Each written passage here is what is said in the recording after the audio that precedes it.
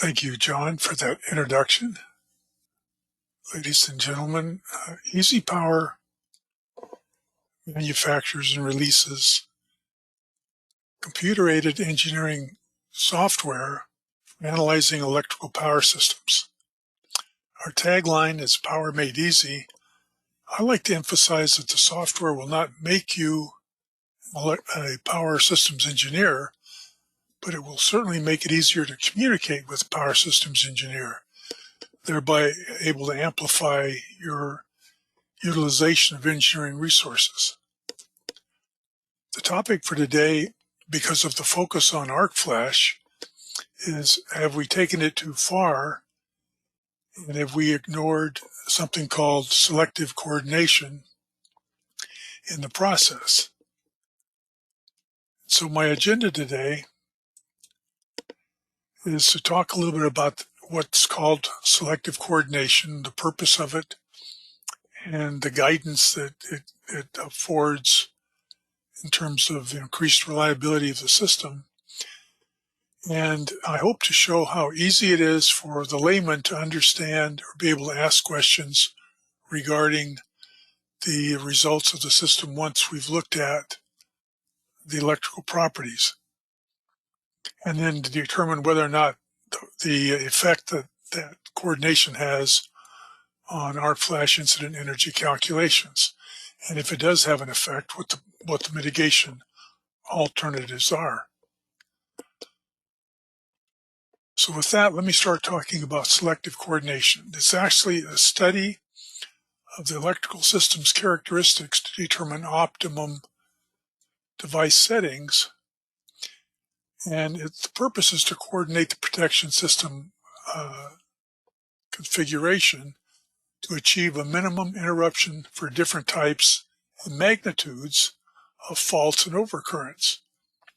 So selective coordination is obtained when a minimum amount of equipment is removed from service due to the isolation of a fault or other abnormality. Now, often, selective coordination will result in higher arc flash incident energy. So right off the bat, it answers the question, does it help or hurt? The answer is very often it can actually hurt. And my concern is that we, in a rush to make sure we have desirable arc flash results, that we're penalizing the system itself unnecessarily. Now, usually coordination is done in conjunction with short circuit. Interestingly enough, it's not required by the National Electrical Code except for emergency loads or life support systems, which is very vital to have a highly reliable system. So here's what's going on. We have a typical radial system where we have three levels of protection: the main fuse, the main breaker to a switchgear, a distribution panel, and then the feeder breaker. If we have a remote fault at some downstream load, that fault current is going to be felt by each of those three protective devices. And if the fuse blows first, then we lose the whole system.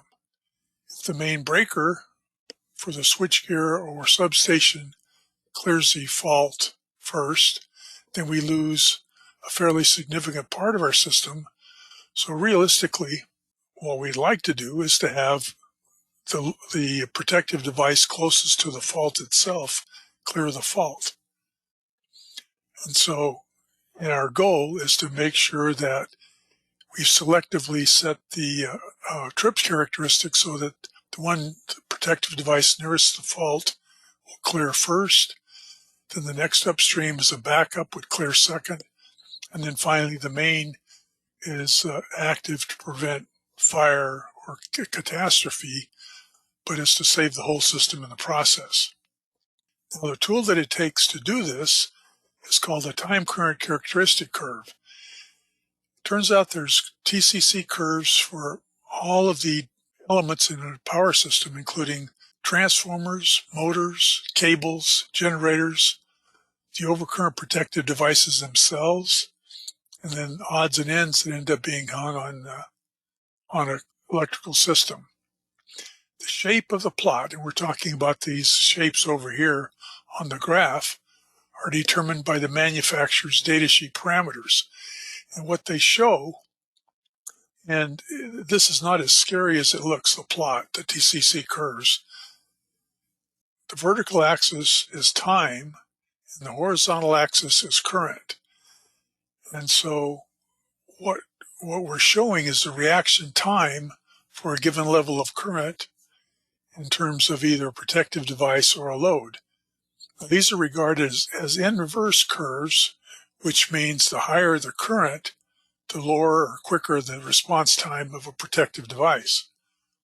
Now, this gray plot is a typical display for a molded case circuit breaker, and they are characterized by having a very fast instantaneous trip at high current and a relatively slow response at lower currents.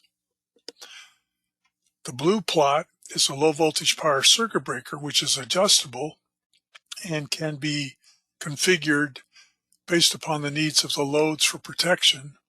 And it has the ability to adjust both the time delay and the current response. And then the ribbon on the right, the rust-colored ribbon, is the fuse plot. And again, it's going to respond in kind for basically whatever short circuit current we've calculated. So let's say in our short circuit analysis, we've calculated a fault at this bus to be 5,000 amps. So we plot a line, vertical line on the 5,000 amp current, and where that line intersects the upper boundary of each of these curves will tell us the response time of that particular device. So if a 5,000 amp short or fault occurs at this bus, this first breaker, the molded case circuit breaker, will respond in approximately 20 milliseconds. And if it doesn't clear the fault, then the low voltage power circuit breaker with the settings that we've indicated would react in approximately 300 milliseconds. And then if neither of those have cleared the fault at that point, the main fuse would clear at approximately 80 seconds. So in that case, we'd say that we have series coordination for this particular bus and that type of fault. And this is what I mean by a visual indication that with a little bit of guidance, it's obvious what's going on. There's nothing magic about it. Now, I mentioned motors as a load have a time current characteristic curve, and that's this thing that looks like a chair. This is referred to as the motor starting curve, and it's reference to the full load current that the motor will draw when running properly. Any time current plot to the left of the chair would be considered a normal condition. Any time current plot to the right of the chair would be considered an abnormal condition, and we'd want a protective device to respond if that time and current combination occurred. Likewise on transformers. The transformer damage curve are these two parallel lines up here in the upper right-hand quadrant.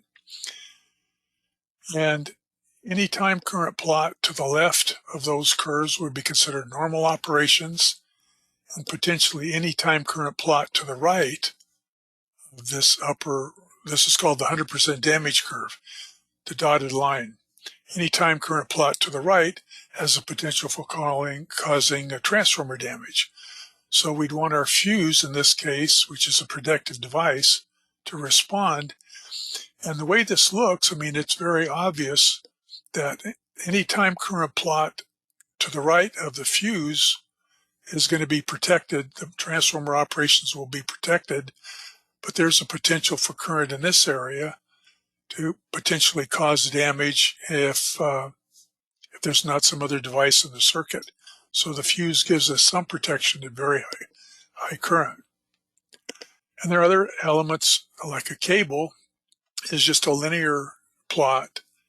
And again, to the left of that line, we have normal operations.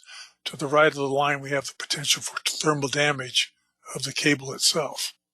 So let's look at what a typical system looks like, in this case, with some relatively nominal arc flash results. I'm going to go into short circuit up here at the top, look at half cycle current, plot all the fault all the buses. The tool calculates our short circuit current, and then we're going to look at incident arc flash energy. And we see down here on the loads that we have something that's not totally unattractive of 14 calories. But the question is, what's our coordination? If I go to coordination on the tool suite up here on the ribbon of the focus banner, and pick out a single downstream bus, this switchgear bus, and fault the current, the tool gives me the current at that bus during a fault, and this icon on the second row called sequence of events. And what that tells us is if this bus faults, this breaker will react in 500 milliseconds. This fuse will react in 288 milliseconds. And this relay would have reacted in 94 milliseconds. And they're flagged red because they're miscoordinated. What this means is if we have a fault that's this magnitude, the relay will probably trip quicker than anything and bring down the whole system. Now, the way we can tell that is looking at the TCC curves. So if we go in plot the protective devices and this motor load down below and plot them, we see that if we have pretty good energy, again, just about 14 calories, but looking at our TCC curves, we see with a fault on this bus, the short circuit current are these two tick marks over here. And very quickly, this green line, which is the relay, which is misadjusted, is going to trip with the fault at that area. Now, the process of coordination is relatively detailed. In the old days, when you bought a breaker from a manufacturer, in the box with the breaker would be a folded up piece of onion skin paper with these TCC curves plotted on it. And so coordination amounted stacking up all the levels of TCC curves for each of these devices on a light table and scrunching them around until you could see daylight between in the right order, and you'd call that coordinated. Well, in this day and age, when we have a computer that can show us all these on a single plot, it kind of begs the question, why can't a computer do the coordination? Well, in EasyPower, that function is called Smart PDC. So I'm going to invoke Smart PDC. We're going to see a rectangle here in the center where it's calculating. It's going to replot the curves for optimum coordination and then recalculate our instant energy. Here goes. It's pretty quick. So just that quick, you can see it's replotted our curves. It's got our motor protected by the low voltage power circuit breaker. It's pulled the magenta breaker down and it's pushed the relay up. You can just barely see it, but it's protecting the transformer at these high current levels. But look what happened to our instant energy. We have a nicely coordinated system, but we have quadrupled our instant energy. So what do we do about that? Well, this takes us a little bit further into the discussion about arc flash.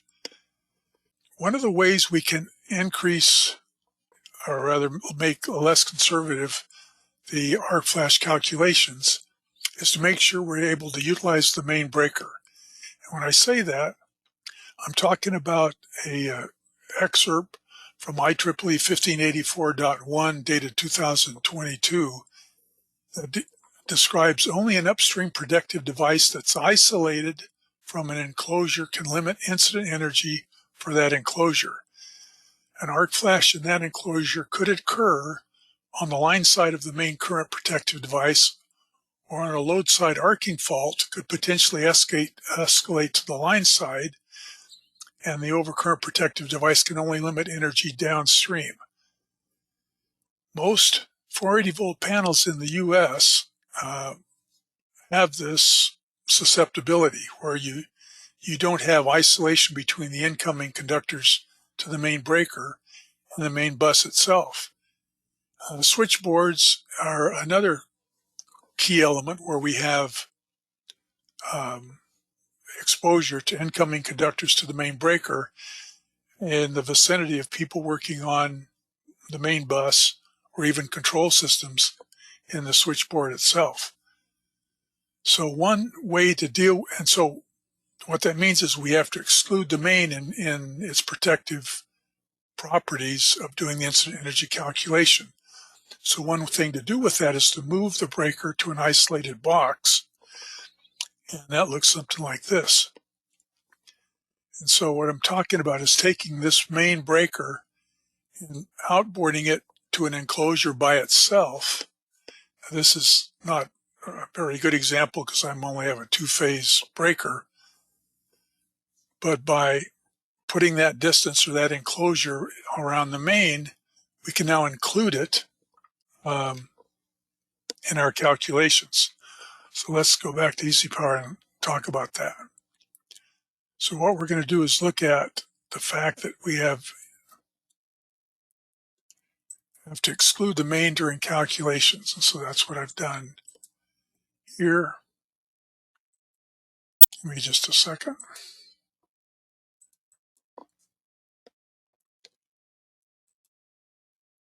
Okay, so here's the same circuit. We're going to look at the calculation, how the calculations are being done. And when we go into short circuit focus, the short circuit options, and the arc flash hazard tab, these are global settings for the way EasyPower is going to calculate instant energy. And by default, we have the calculations are being made by excluding the main in any panel, and that includes this panel here. Now, because of that, I have the high incident energy. If I come in here and short circuit, fault this bus, a single bus, I have high incident energy. And if I look at what the trip device that we're relying on, I can see it's the relay up at the top of the circuit. So this is not good. We're going to go back to database edit and re-characterize the settings for this particular bus. Now, instead of using that global setting, we're going to include the main because that breaker is in an isolated enclosure. And just by doing that one feat or that one function, we could fault this bus and bring down our instant energy. And it went from 100 down or 90 something down to 32. So it cut it by 60%. And we may or may, and so that's because we're utilizing the main breaker as part of our calculations. We can see BL2A is now the tripping device. Okay, let's say we're happy with that. The next mitigation procedure possible is to utilize solid state trip units, which utilized improved technologies for both or either maintenance mode or zone selective interlocking. What that amounts to is these are microprocessor based trip units, and they have the ability to sense on a very fast response time due to microprocessor characterization of the waveform that a fault is occurring. And so on the phase trip settings in a GE breaker, which is what this is identified as, that function is called RELT, or reduced energy let through. And what it means is when we have this button turned on or that feature turned on, we can respond or have the breaker respond much more quickly than it would in normal operations. And again, it's very interesting to see how this looks when we're using the time current characteristic curves. So let's go back and see if this is something we want to include. So let's go ahead and look at maintenance mode. Now again, this is has to be set up on the trip unit during installation. It's turned on by either a front panel switch or by a control signal into the back of the breaker. And now we have 3 breakers in a relay that all have the ability to do maintenance mode protection. So if we go to short circuit, fault all the buses, we can see our normal instant energy ranges from 5 calories to 20 calories to 24 calories. If we turn maintenance mode on in any of these on all of these devices, we can work safely with a 3.6 calorie exposure, 3.1 calorie, 3.8, and 10 calorie. So again, it makes an interesting observation to see how this actually responds looking at the TCC curves. So let's turn maintenance mode off, go into coordination. Let's just plot these bottom 3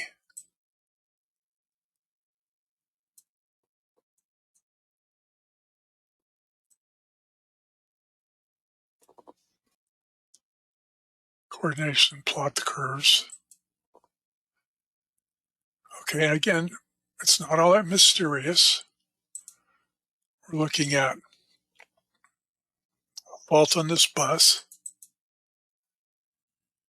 and where it intersects the upper right-hand boundary of the blue curve and the pink curve is where we're going to calculate instant energy. So let's see what the instant energy is on this bus normally. So it's 5 calories. If we turn maintenance mode on this breaker,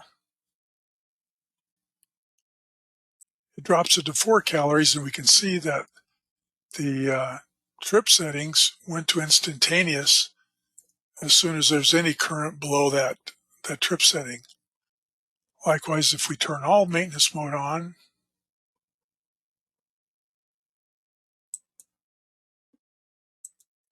we fault each bus, we can see the trip current for that bus now is more responsive or quicker responding based upon the maintenance mode response to fault on that bus. Now, the disadvantage of using maintenance mode is that we lose coordination because a fault down here has a potential for taking down the whole system based upon the magnitude of what that fault current is. It's also necessary to start and stop it. And the settings, or this improved instant energy response, is not something that you would put on a label. It's actually something you would put in the hot work permit and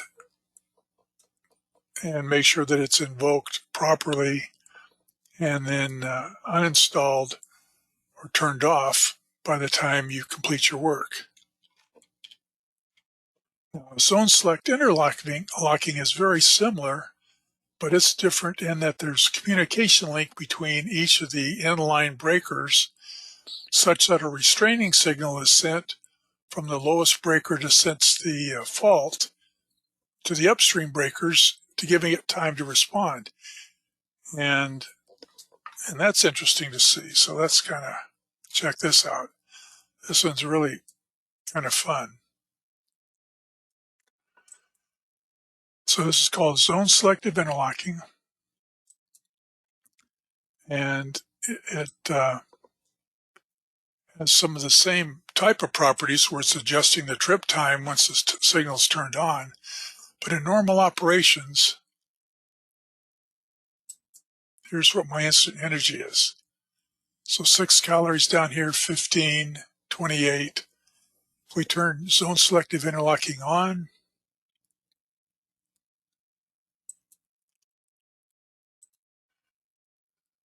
we can get protection down to 2.5, 4.0, 4.5 and less. Now again, what's really interesting is to watch this, how this operates on the TCC curves. And this is worth understanding. So I'm going to coordination. We're going to plot these three breakers.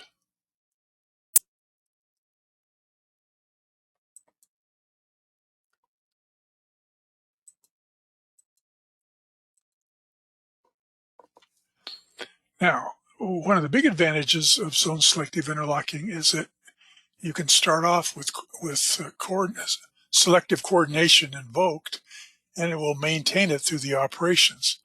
So normally, when I have fault current, in normal operations, the incident energy is calculated using that upstream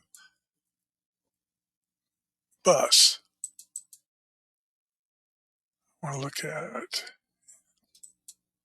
But if I turn zone selective interlocking on,